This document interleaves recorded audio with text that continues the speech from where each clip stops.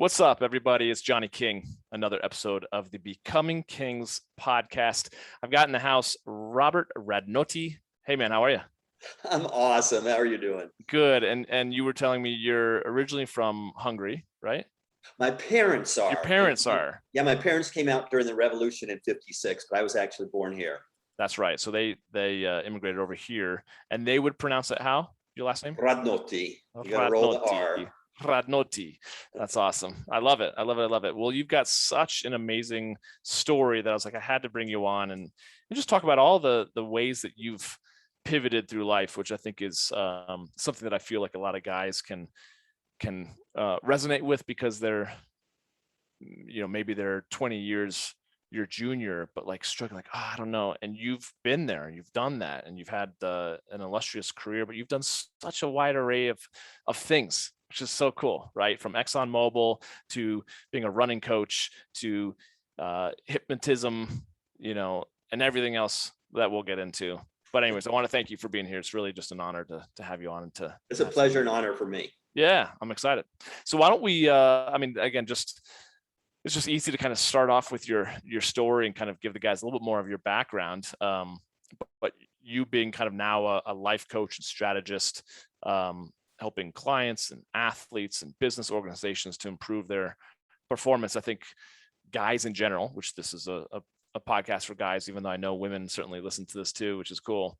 Tell a little bit more about where you started and kind of how you moved, like I said, all the way through Exxon and or even just what life was like when your parents came over here during the Hungarian Revolution and English being your second language. Let's talk about just however far you want to go back. So I'm sure we can talk for hours, but well, I could talk a long time, so you just stop me when I have. But my parents came over during the revolution in 56, and they came specifically for a better life for their kids, their unborn kids, because we weren't born yet, my sister and I.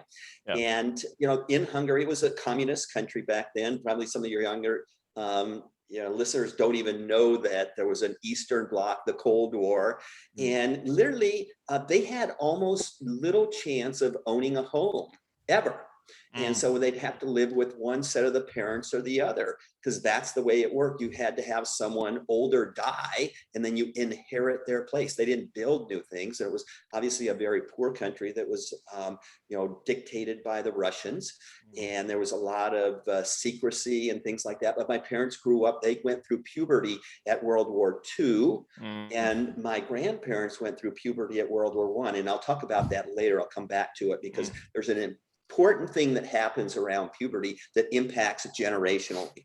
Interesting. And it's something that I've been working to break generations going forward.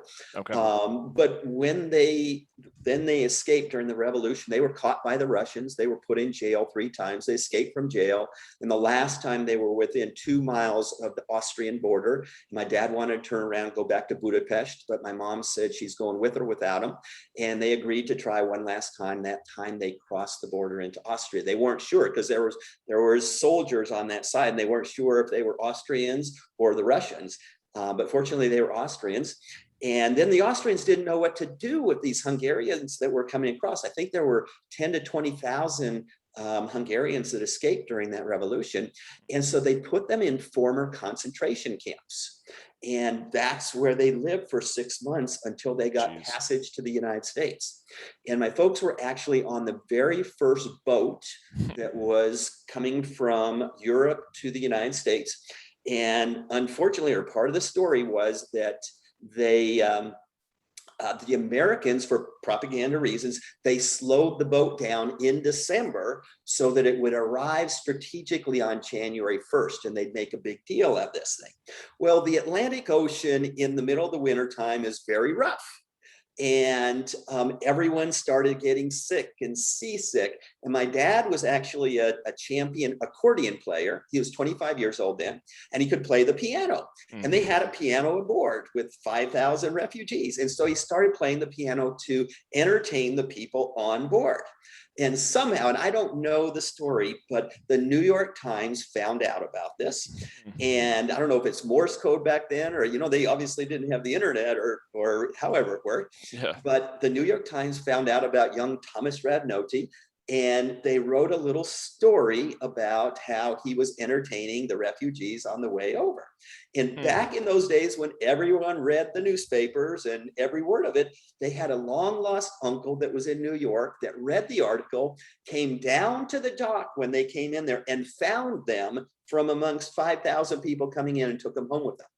But Wow. he was a hat maker, and hat makers didn't make enough money. So there was another long lost uncle that owned a hair salon at the Sahara Hotel back when the Sahara Hotel was kind of it. In fact, that long lost uncle was the one that painted Elvis's hair black weekly. Elvis didn't have naturally black hair. It was painted weekly. So anyway, they put them on a train. They didn't speak English. They put them on a train from New York to Las Vegas. And that's where I was born, in Las Vegas. Wow. What a long train ride that must have been, after they've already gone all across the Atlantic, and what a story. How do you feel like their experience, having, gotten out during the Hungarian Revolution, make that crossing, do all the hardships that, I almost can't fathom me or my generation going through that. How did that affect them, and then conversely impact your upbringing as well? Well, and that's a really good question, because it has a huge impact. That's why I went back all that way, because my dad came from a Jewish family and my mom came from a Christian family. And, the Russians didn't allow any kind of religion at that point. And so for them to get together, one of the things they did, they just disavowed any kind of religion, because they had fear in the United States there'd be the similar kind of persecutions that they were used to in their country. And there was great fear, because the Hungarians also had a secret police. I forget what it's called now, but that they would encourage people, family members, to tell on each other. And so you're very secretive, you're very close, you're very afraid. So even growing up in Las Vegas, I wasn't allowed to go out of our yard. I wasn't allowed to play with the kids across the street, because there was just a fear. And so, I grew up in this very closed kind of, don't talk too much, don't share too much, don't raise your hand. Quite truthfully, I have a hard time in class raising my hand to ask a question. And it's plagued me to today. I've had to work really hard through personal development courses like Tony Robbins, Joe Dispenza, Les Brown, Brendon Burchard, to break through that. But it's still deep in my subconscious. And it impacts me to this day, even though I've done an incredible amount of work. That fear that they were having, obviously they kind of instilled in you, just that you can't trust. Right. Well, I'm not sure that's the piece I got out of it. What I got out of it, I think, is more of a rebellious nature, in not an outwardly way, but just when I see injustices, or when I think something is just not right, not fair, I will strategically do things to change that, whether it's for myself, my family, my community, my team, my nation. I'm kind of doing that kind of stuff, and it probably has led me on my career path, quite truthfully. Probably you've that rebel in you has allowed you to be entrepreneurial, probably in different ways, right? And like what I've always wanted to do is just help the little guy. My mom always told my dad that, and they were sort of the American success story. My dad came here and immediately he got a job in a titanium plant. And as a box boy at the grocery store. Probably listeners don't know that, but after you check out from the grocery store, there would be a boy there who would put your merchandise into bags, and they would walk it out to the stores for the old ladies. And they used to tip my dad a dime. And my dad would bring home his dimes, and my mom had this jar, and they collected the dimes in the jar until they had $500 to buy. That was the down payment on their first house in Las Vegas. It was all from dimes that he collected as being the box boy in the Las Vegas grocery store. Wow. Well, you say $500. So I was like, back then that had to have been a lot of money, actually. It's a lot of dimes. Yeah, it's a lot of dimes. That's 5,000 dimes. That's a lot of trips out to people's vehicles or whatever, right? Yeah. That's crazy. That's crazy. But you grew up speaking Hungarian as your primary language, correct? And yeah, my parents didn't want me to learn English from them because they started learning when they got here. Well, my mom did right away, but my dad had to because he went to work. My mom was a maid in that uncle's family, and they just spoke Hungarian too. So she didn't learn for about 5 years. But they didn't want me to have an accent. So my kindergarten teacher taught me English. Did that impact? I mean, what was that like as you were, obviously you're American born and yet influenced by your Hungarian, ancestry, if you will, your parents. How have you found that that's been something that maybe has given you a unique outlook on life between just having that balance between, US, your Hungarian background, just the I learnings of think all the other that things? nowadays a lot of people have that. We have a lot of immigrants. The United States is filled with immigrants. So I can perhaps relate to others, although, I'm a white guy and there's white, kind of populace, and say the Hispanic community maybe feels differently. So maybe I can't relate to them.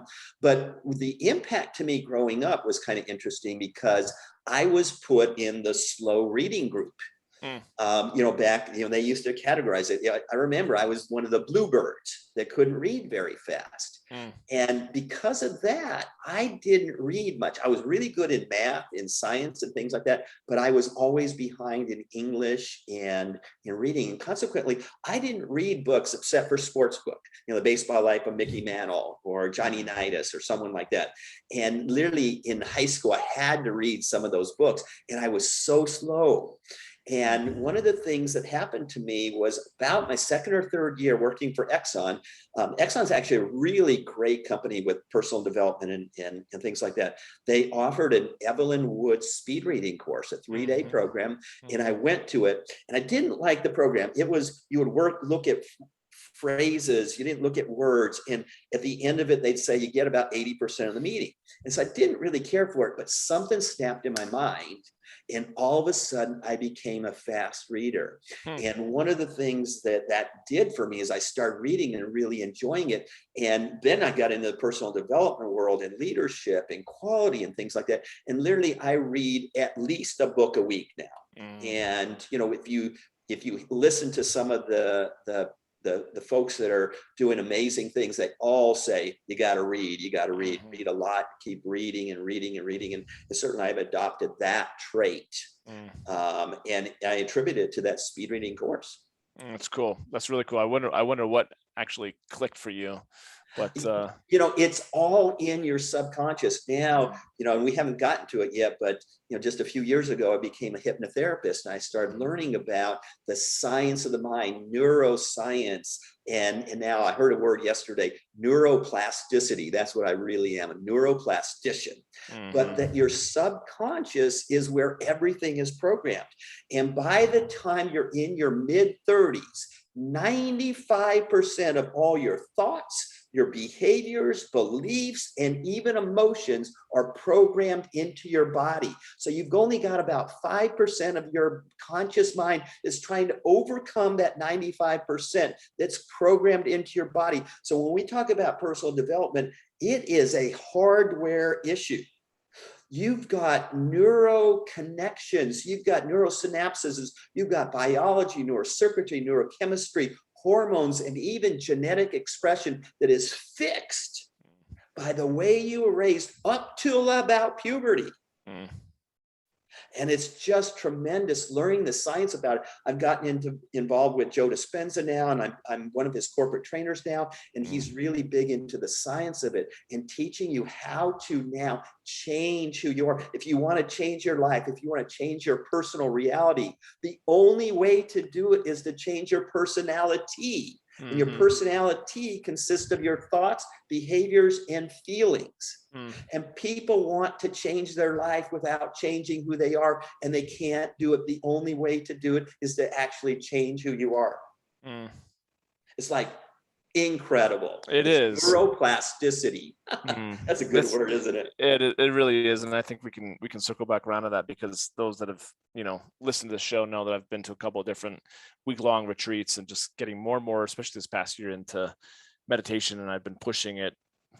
I've been recommending it more and more, but I think it's fascinating because I remember you telling me that you growing up in Vegas, you were, delivering newspapers and washing dishes, and you were a cook, but then you, all the way to what you've done later on in life. How did you make the leap from going from blue collar, probably similar to how things were at home and seeing your parents work, to getting a higher education? Maybe you can fill in that gap a little bit, where you went to University of Colorado and you got your chemical engineering degree and MBA from UCLA. Fill in some of those gaps if you don't mind, because that's kind of cool how you went from, that's a whole mindset shift, going from blue collar to, Well, I don't know if it's really blue collar. I was a kid. Yeah. I started at 10 years old delivering newspapers when people delivered newspapers. Yeah. And unfortunately, all the kids in the neighborhood got the close route. So by the time my parents okayed me getting a newspaper route at 10 years old, I had to take my bicycle 3 miles away to deliver papers. Yeah. And I started with 50 papers. And by the time I finished at 15, I was delivering 300 newspapers at 4 o'clock in the morning. Jeez. Before school started. Because we had, Las Vegas was growing so big, and they started busing when I was in 5th grade. And by the time I was in middle school and high school, they had to have split sessions. So I had to go to school at like 7 in the morning till like noon or so, and had to deliver my papers at 4 in the morning. And but it was because I was a kid. I don't know if that's really blue collar. I was good in math. So Yeah. I went to the University of Colorado to run track, to run cross country. It just never occurred to me that I wouldn't be an Olympic champion. I think that's so cool. Yeah. I had no interest whatsoever in chemical engineering. It was literally, I went to Colorado. I started out as a biology major because I thought I wanted to be a doctor. And I literally couldn't stay awake my freshman year during fall semester. So I walked over to the engineering building, and I said, I think I want to try engineering. They said, well, which discipline? And I said, well, I don't really know. I said, which one's the hardest? And they said, chemical. I said, okay, sign me up. That's how I became a chemical engineer. I had little interest in it. And then when it came time to find a job, Exxon at that time, they were either number 1 or number 2 in the Fortune 500, and they flew first class. They wined and dined just when oil prices were going crazy. And I remember on my recruiting trip, I had my host was this beautiful girl, a few years older than me. She was on one of the Exxon commercials, and she took me to Beverly Hills with another. They spent like $200 back at that time on dinner. They just wined and dined me and go, I want to work for this company. But again, I had no interest in chemical engineering. And I wasn't a great chemical engineer. But what I found good at was solving the problems that weren't engineering problems. The human portion of problems. So for example, at one point we wanted to get a permit in Santa Barbara County for 2 new oil platforms and an onshore treating facility. Santa Barbara is kind of like one of the places that really don't like oil. Get oil out. GU is there, and the Environmental Defense Center, and the Sierra Club. All these people are headquarters there, and they just hate Exxon. I was just a young kid. And I was assigned to try to get the air permit, because that's the one that had stalled Exxon for 25 years in getting this project. It was a $3 billion project. And I got in there, and the first thing I did, went to the Air Pollution Control District and said, hey, we ought to have a volleyball game. And they just kind of looked at me, and I became friends with them. And I probably shouldn't say very much, but I worked out so that we got our permit after 25 years. And that was a lot of fun. I enjoyed that part. I'm not a good engineer, but I still have an engineering mind.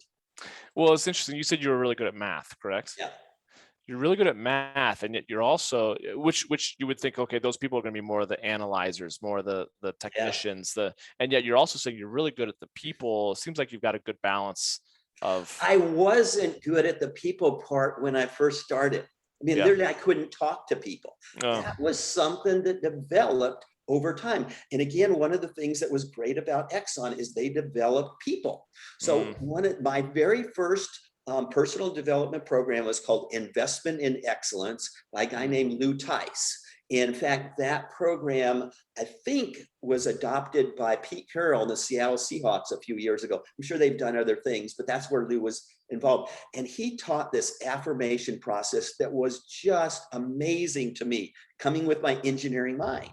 And what they had us do was develop affirmations, but they were really interesting. I've never seen this anyplace else, because a lot of affirmations that people teach, affirmations are just like, I am courage, I am love, I am whatever. And that they leave it at that. They taught this 3-part affirmation process, which was, because I've done something, I created this and I feel this. And that to me is really, really powerful. So I wrote, you had to write them on these 3x5 cards. Yep. And I did 57 of them during this 6-day program.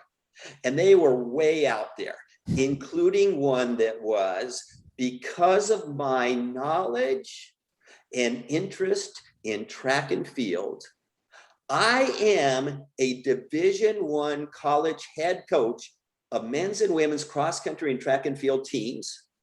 And that makes me feel like I've actually contributed to the young people growing up in America, or something like that. Even that one came true. And I had no business writing that as a 25-year-old kid working for Exxon. Yeah. Last year, I finally accomplished my 57th one. I accomplished every single one of those affirmations that I did through the Investment in Excellence program. And I credit it to that 3-step affirmation process. And that was sort of the beginning of the way my mind started thinking, and changing probably to a growth mindset, to a growing mindset, to a contributing mindset, to a connecting mindset, to a significant mindset, to an uncertainty mindset. I've just gone through 5 of the 6 human needs that we've talked about. And life became much more interesting. Would you go through those daily and flip through those 57 cards? The affirmations, they had you read it, visualize it, and feel it. Experience it, yeah. When you first wake up in the morning and right before going to sleep. All 57? Yeah. How long would that take you? Oh, you could go fast. Okay. After, well, I don't know how long it took, 5 minutes, 10 minutes. It didn't. Time is suspended when you're doing what you really love to do, right? Amen. Yep. You just don't notice it. So I couldn't tell you how long I spent on it, other than it was really important to me, because I wrote some really hairy goals. Yeah. I mean, like, I don't know anyone that moved from becoming I didn't become an assistant coach. I became the head coach, from moving from Exxon to the head coach at Pepperdine University. Oops, crazy. Forgot that. I became a high school coach first, but the head coach of a team with almost 300 track athletes on it. That's amazing. That's amazing. It's really cool. I mean, I feel like, again, it's, it's like I don't know if, I mean, I can certainly hear, talk to my father and some older generations, going back to what you're talking about with the newspaper routes. Still, though, to be a youngster, to be getting up and having and creating that work ethic is powerful. When you were that came from my parents. Yeah. I mean, when they came here, you don't have any money, you got to eat. Yeah. You've got to eat. And, my dad was hustling. My mom was a maid. They worked really, really hard. And you watch that and you do the same thing. I couldn't wait to start working. I couldn't wait to get that newspaper route. That's cool. I really wanted, and I had some bads. Growing up in Las Vegas is a tough place. There's only 25,000 people in town now, not 2 million like there are now. Yeah. And so I remember riding my bike in the dark and a car following me all of a sudden. And as it started getting closer, I ditched my bike into the desert and took off running. There were some, tough things, and you had to go collect $3, once a month. That's the way you got paid. So I had to ride my bicycle 3 miles and knock on everyone's door, hope that they're home, and say, collecting, review journal, it's $3 for the month, and hope that they have $3 to give you. Crazy. And then you paid $1.75 of that to the newspaper. So you got to keep $1.25 for a month's worth of work per person. And you're happy if you got them. And, I had to probably go back 5-10 times to get everyone to be able to collect. Dude, that's pretty powerful. I mean, that's hard work as well. And no wonder that when you're given a chance or a choice of, well, what type of degree do you want? You're like, what's the hardest? You're just, you have that work ethic ingrained in you, right? And I don't know why I even did that, because it was kind of dumb to do, but it just, again, it just popped into my head. I didn't think about it when they just asked me which discipline. I go, I don't know, which one's the hardest? Yeah. That's not what normal people do. Although I think, well, I shouldn't even say that, but it took, I think, 2 or 3 months, but I saved up $200 for my newspaper route. Yeah. And then I talked my dad into, and I don't know where this came from either, because it didn't come from my dad. I talked him into buying shares of AMF stock for me. I bought $200 worth of AMF stock. AMF was the, because I went, as kids, we went to the bowling alley and there was AMF on there. And I must have learned it in school, something about stocks or whatever. It's not, it was not easy to buy stocks in those days. My dad had to figure it out. There was a neighbor that was a stockbroker. You had to go to professional stockbrokers, and he bought me, 200 shares of AMF stock. And I was so excited. The next month it went up to 400. So I made $200. Wow. And my dad thought that's kind of cool too.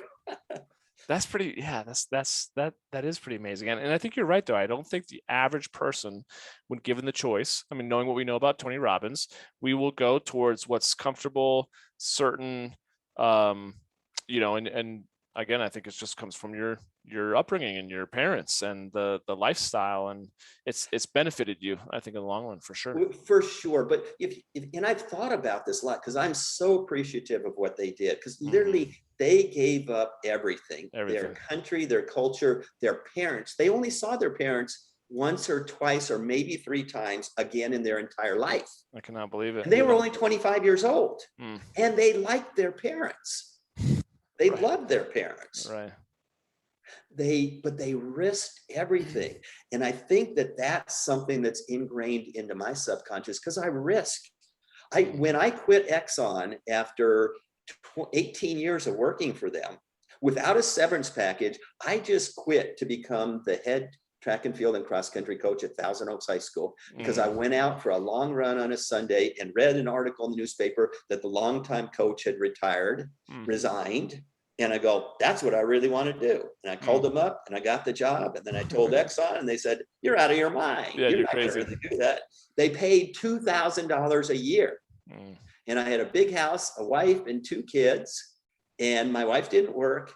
But here's the but, because there's always risk. People go like, why'd you do that? I was day trading at that time. And I would it was during the dot-com run-up. And I thought it would last forever. And my wife and I would listen to the news in the morning, 6 or 7 o'clock in the morning. They'd say, Amazon's going to go up. Dell's. I only looked at like 10 stocks, like Intel, IBM, or not IBM, Microsoft, Apple.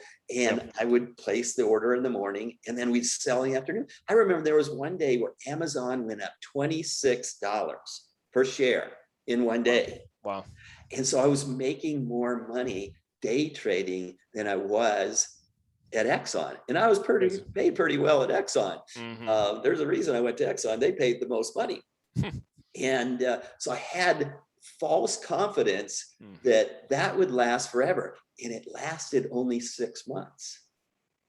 And I could have been in big trouble, except that sometimes just things happen for a reason, right? Everything's always happened. The day after my last day at Exxon, a rival oil company called me up, and it's kind of a long story, but essentially they gave me a job. They offered me a job to be a consultant to them, and they had tripled my salary, and I only had to work 6 hours a day. And we were so far advanced at Exxon to what they were doing that they thought I was like a rocket scientist, and it was just simple stuff. I didn't even have to think very much. I didn't have to use much brain power. I could do that. And really, in the back of my mind, I'm figuring out how am I going to maximize the points to the next track meet so we can win every single race that we are in. That's the way my mind works. No, it's so cool. It's so cool. And so you really, well, let's talk about the decision to leave Exxon and go towards, coaching, if you will. What was it about? Because that people are like, oh, you're crazy because you're giving up certainty. You're giving up the achievement for, like we've talked about before, the fulfillment, right?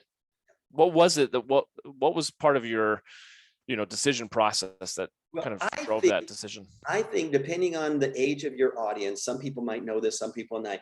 In your mid to late 30s, maybe into your 40s, men go through what's called the tunnel. Some people call it midlife crisis. In our world with Alison Armstrong, she talks about it as the tunnel. And that's about a 6-month period where you start questioning, where am I in life? Am I doing enough? Am I where I need to be? All those kinds of things. And I was at that stage where I wasn't sure what I want. I didn't really ever want to be an engineer. I didn't want to work for Exxon. The only reason I did is they wined and dined me, and I went to work for them, and I wasn't really very satisfied. It became a game to me. But it wasn't very satisfying. And by that time, I actually had founded a nonprofit corporation called the United States Corporate Athletics Association. And it was a corporation to put on track meets between corporations. And it took over from something that Bob Anderson at Runner's World had founded, which was called the Corporate Cup Relays. And after a few years, this thing became a pretty big deal. There were like 10,000 people there. There were 107 companies. It was at Stanford Stadium when they had their track inside their stadium. And it was kind of a big deal. And after a few years, Bob Anderson was going through a divorce and had to sell Runner's World magazine. He sold to Rodale Press. They didn't want the Corporate Cup Relays, but I stepped forward and created this nonprofit corporation to keep the Corporate Cup Relays going again.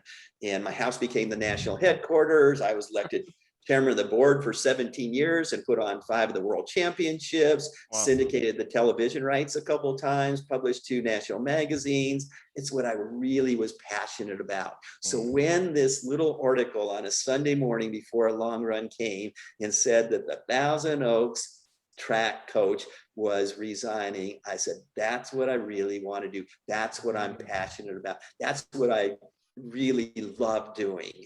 And when I got back, my wife, now ex-wife, she said, I read that same article, you should just go for it. So I had a supportive spouse, and I had a false sense of financial stability.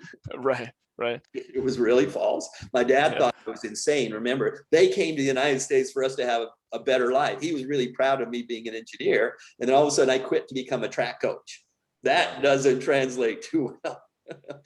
But I did it, and things turned out really, really well. Although there was some big stories there too. Well, I'm sure. I think you got to follow your dreams. You got to create dreams. You got to dream, first of all, because otherwise you just go through life and nothing changes, nothing happens. There's no excitement. There's no fulfillment unless you go find it, unless you seek it, unless you write an affirmation. Or go to one of these seminars that cost thousands of dollars, or just do something, read a book. But if you're in that tunnel, go do something about it. Or reach out to an elder person like myself, say, how do I do this? Yeah. It requires a level of obviously of commitment, right? Yeah. It's like we all have dreams, but those that actually turn those dreams into reality, such as yourself, are like, man, they've got that pig-headed discipline to really commit and take the big risks, At my level, which isn't, a great level. You could look at like the founder of Amazon, Bezos, or, some of these Richard Branson and those people, they did it to, a degree like this. So everyone's got to figure out what their degrees and what their fulfillment really is. I don't think I wanted to do that. Yeah. That's not what I wanted to do. I actually wanted to win an NCAA championship. Yeah. And I thought I had the right process. And then I get to a place where there's no funding, there's no scholarships, and blah, blah, blah, blah, blah. And it didn't work out. And then I had to pivot again. Had to pivot again, had to humble yourself to make a move. I really appreciate your story, because it's inspiring, but it's also humbling, because I know too, on another respects from what you've told me offline and that sort of thing, you've gone through on your family side of things, real life same. I mean, you've gone through, you just mentioned divorce. I think you mentioned suicides or bipolar, depression, addictions, alcohol. Like there's been a lot of stuff in there. So it's not just all roses, right? It's easy to kind of go over and look at all the highlights, right?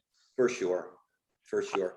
One of the things that I'm learning in the Joe Dispenza world is that when you're going toward your dream, your goals, and you're going into medicine, you have to become greater than your environment, greater than your body being what's programmed into your body, and greater than time.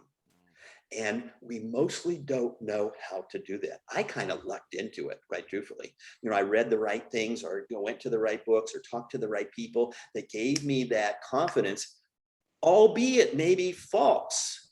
But I've always had this feeling that life was always happening for me, not to me. I've always really felt that way. And that just whatever direction I went, it was going to be the right direction. Somehow it was going to turn out good.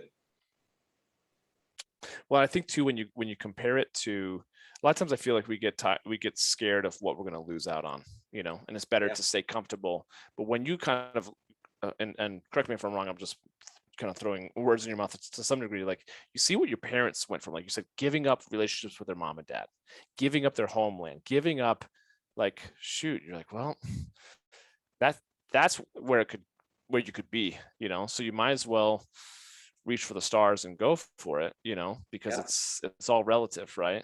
Yeah. So. And even I remember seeing the first letter that my mom got from her mother. There was no internet, there wasn't phone where you can call them. And the letter had words that were either cut out or blacked out, because censors would read the letter before it could be sent to the United States. And it would take months to get something. Oh, geez. And so when she would respond, it would be the same way. The censors in Hungary would get the letter and cut it up and mark on it before it got delivered to her mother. So they didn't really have hardly any kind of communication at all. I think my mom saw her mother one time after she left, and that was it, before she died. It's tough. That's tough to imagine. Yeah. Especially when they have a good relationship. One of the things that I'm doing, and maybe this is a good idea for some of your listeners, is I'm actually just finishing up a book about my parents' life and how they came here and what they had to go through.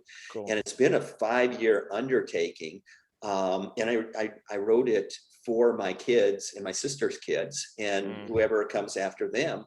But what I started doing when my dad died, I started taking my mom back to Hungary, thinking she'd actually like to go see the relatives. Turns out she didn't really want to anymore. She stopped after a few years.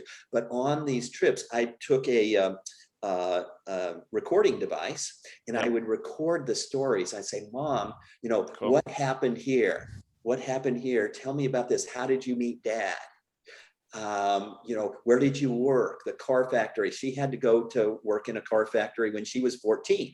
That was 2 hours away. Her dad and her took a train 2 hours at 4 a.m. Wow. To work in a car factory that the Russians controlled. And she did that for 6 years. And they would take the train back at 6 p.m. and get home at 8 p.m. and do it again the next day. Our kids, my kids, I can't even imagine that. I have my story about it being a newspaper route, and bad guys chasing me into the desert. That's like nothing compared to Russians shooting at you. Yeah, you're telling me. And that you're trying to escape in October, November, when the lands are frozen and you slip into the river and your leg becomes frozen. And you still have to keep going miles that day still. We have no idea whenever our relatives came over, some of that, the relatives came over 400 years ago or 200 years ago or 50 years ago or last year. And the thing that I really get concerned about, like even thinking about the people from the Middle East, it's a generational issue that typically I've read last 7 generations, the atrocities of war and dictators and things like that. It's hard to get out of you. Yeah, like PTSD kind of. 7 generations, if that's really true. then the world of personal development really has to evolve. And to attract those kind of people, maybe a whole educational society has to change in order for really to help people find, some joy, fulfillment, not just survival. Right. It's funny you say that, because I've said it before on other podcast episodes, even by myself. Sometimes I'm doing solo episodes, which is like, man, this is just the right time that we have the bandwidth to be able to go into and start unlearning or disconnecting those soul ties from past generations, whether it be shame or just the trauma, because so many of those past generations were going through so much stuff that we in our right minds would probably go to alcohol or like, gosh, so difficult, so it's kind of our responsibility to to use technology to give us the freedom and the time. Like you said, you were over in Europe doing some NLP stuff. It's like, so that we can leave the future generations better off, so it's pretty powerful. Let's shift the conversation in the sense of like talking about what you're doing now, because what you're doing now is really, really cool with all the work that you're doing and all the stuff, like you said, all the stuff you've done with Alison Armstrong and Joe Dispenza and Tony Robbins, and man, like the list goes on and on of really pouring into yourself so that you can now pour into the world. Tell a little more about what you're up to and all the exciting things you got going on. Well, one of the things in my last year or so at Pepperdine University, I've left them now because they made it clear that we are not going to build a national championship caliber program, and I really wanted to win badly. But I went to hypnotherapy school at literally the world's foremost hypnotherapy school. Joe Dispenza graduated from there. Marissa Peer, who's UK's premier hypnotherapist, graduated from there. It's the only accredited college in the world, I believe, for hypnotherapy. It was a 1.5-year program. So it's not like a workshop, weekend kind of thing, 2 or 3 weeks kind of thing that a lot of people go do. Not that there's anything bad with that for all my friends out there, that's what they've done. But I did go through an 18-month program with a very intensive internship. And the intent was to hypnotize my athletes so that I could help them run faster, so I could break through those mental barriers, because I wanted to beat UCLA, and UCLA is recruiting the top high school runners in the nation, and I couldn't do that without scholarships and a $75,000 price tag per year. And I think I've told you this story, that my very first meet that we went to was up in San Luis Obispo, and I had 6 brave guys on our athletes. No girls volunteered, but 6 guys volunteered to allow me to hypnotize them. And the strategy that we used back then, it was the arm raising technique. And it's one where you have the person put their arm on a desk, and you start talking to them, and their arm starts raising, and you tell them you can't do anything about it. Your arm starts raising, and it raises, takes like 10, 15 minutes. It raises all the way up to here, and then you hit them in the forehead, and you go deep sleep, and they're like out. It like amazes me that it works. I've probably done it 100 times, 99 out of 100 times, everyone's arms go up. It's like the craziest thing. I don't use that technique any longer, but that's the first technique that they taught us. So I hypnotized these 6 guys, and they all set huge personal records the next day. And I'm so excited about it. The Monday I went in, and the athletic director called me in and said, I heard what you did on Friday, Saturday. And I thought, oh man, he's going to be really excited about this. First time like my whole time there. I shouldn't say that either. But he didn't. He said, you can't do that. And I said, what? He said, we are a Christian university, and you are playing God. As soon as he said that, I kind of knew that he was right. And so I couldn't do that. But one of the great things was that I learned how many different areas I could actually help people through hypnosis. We've got a list of 146 different issues that people have that we can help people with. And it's just become so powerful. And I just get high helping people all across the world now because of Zoom. I mean, I was hoping that one day I'd be good enough to do this over Skype because I hadn't heard of Zoom. And all of a sudden my internship's all on Zoom. And there was one day in my internship, and this was just 1.5 years ago, that I started a client in in Belgium, then I had one in the UK, then Canada, then the US, then Mexico, then Australia and New Zealand, all in one day. Wow. And at the end of the day, I was just so excited because I'm working with people with depression and cancer and pains. And I even hypnotized a dog in Australia to stop barking. That was like so cool. And it just seems to keep getting better and better. And now I'm taking that and I'm partnering actually with a pretty prominent hypnotherapist here in Malibu. And we're going to start creating a program called the Malibu Method that we're going to start taking out there for bigger audiences. And then I've become a corporate trainer for Joe Dispenza through a company he started called Neuro Change Solutions, where we're teaching his program now based on his book, Breaking the Habit of Being Yourself. And it's just so powerful. And what Joe teaches that I really like is he brings it back to science, to the brain, to statistics.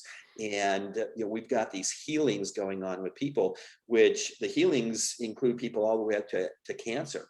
And we're up to a 38% success rate with healings. And the healings are just putting energy into a person. And it's one thing to do it live. We're doing it via Zoom now, remote. And we're up at 38% success rate. Once we hit 50%, there's 4 children's hospitals in Los Angeles that will allow us to go in and start working with kids with leukemia and cancer and things like that. And that's one of our goals. Cool. It is so cool. That's really powerful. Yeah. Well, you answered my question. My next question was me. So what's the project? What's the next step of what you're working on? So you answered that for me, but it's pretty powerful. And the cool that, again, like you said, with technology, you can do this from anywhere versus thinking you have to kind of, have people right in your presence, right? I had a long time goal. Not sure I could do it yet, but I have a long time goal to live in 3 or 4 places in the world. And that's why I was over in Portugal. I signed up for this NLP class with John Grinder in Portugal. Because Portugal and Croatia, those are the 2 countries in Europe that I could see myself living at. And it was just amazing. But I was doing hypnotherapy from there. And I do a group session at 2 a.m. because that was 6 p.m. here in California. I just did it at 2 a.m. Yeah. It was okay because I was watching my Phoenix Suns play basketball, but then that's about when the games had started.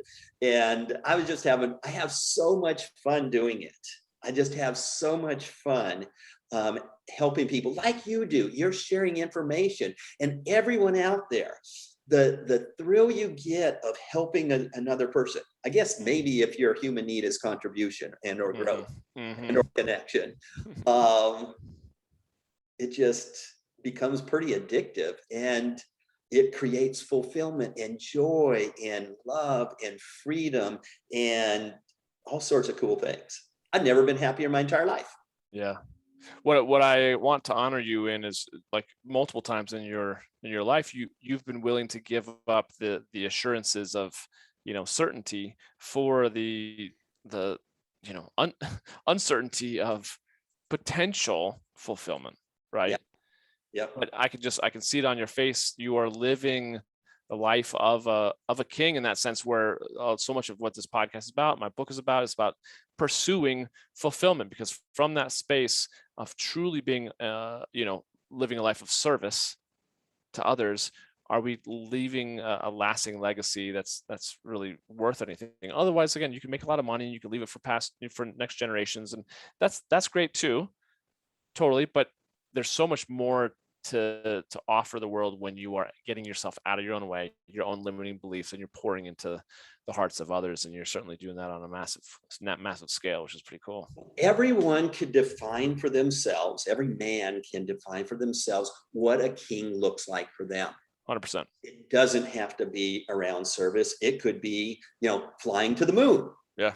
To space. That could be what a king does for you. Yeah. And so, that's what I just encourage everyone to do, is actually think about, what does a king mean to you? And then create either the strategy and the story and the state to actually move toward that. And don't stay stationary. Amen to that. Drop the mic.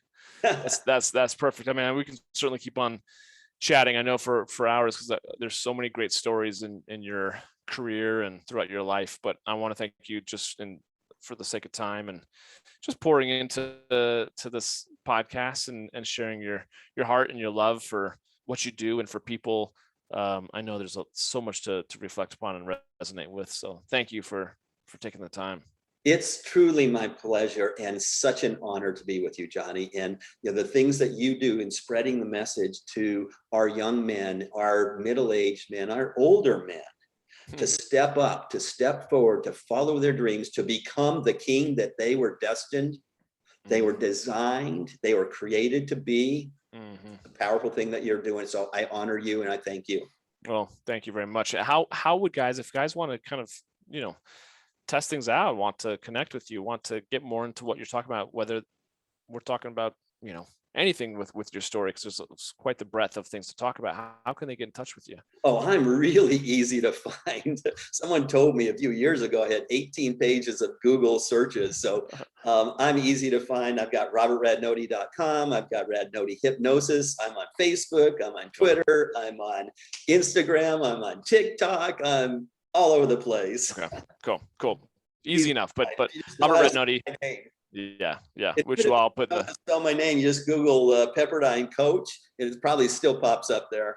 Okay, perfect. Well, I'll put it in the show notes so people can hyperlink to your website and be in touch. But I think there's a lot to be said about the changes you can make through the kind of subconscious, unconscious mind. The more I get into, I'm like, wow. And to your point, and we could do a whole nother podcast just about Dr. Joe, is that the fact that he's backing it up with science, to me, is pretty fascinating. It's incredible. Yeah, it's really, really cool. And it shows too what you said with what you did with your athletes, and what they were to do the next day. Pretty cool stuff. Neuroplasticity. That's going to be the new word. Neuroplasticity. I love it. Well, thank you, Robert, so much. Thanks for being on. And you guys, if there's, any thought to wanting to level up your life, if there's things that are getting in your way, but you don't know exactly what those things are, I think reaching out to Robert, just having a conversation, connecting with him on email or through TikTok or whatever, would be really worth your time. So, Robert, thank you again so much. Take care, guys. Yeah, it was very fun. Take care, guys. We'll catch up with you guys on the next episode of the I'm Johnny King on the Becoming Kings podcast. Take care.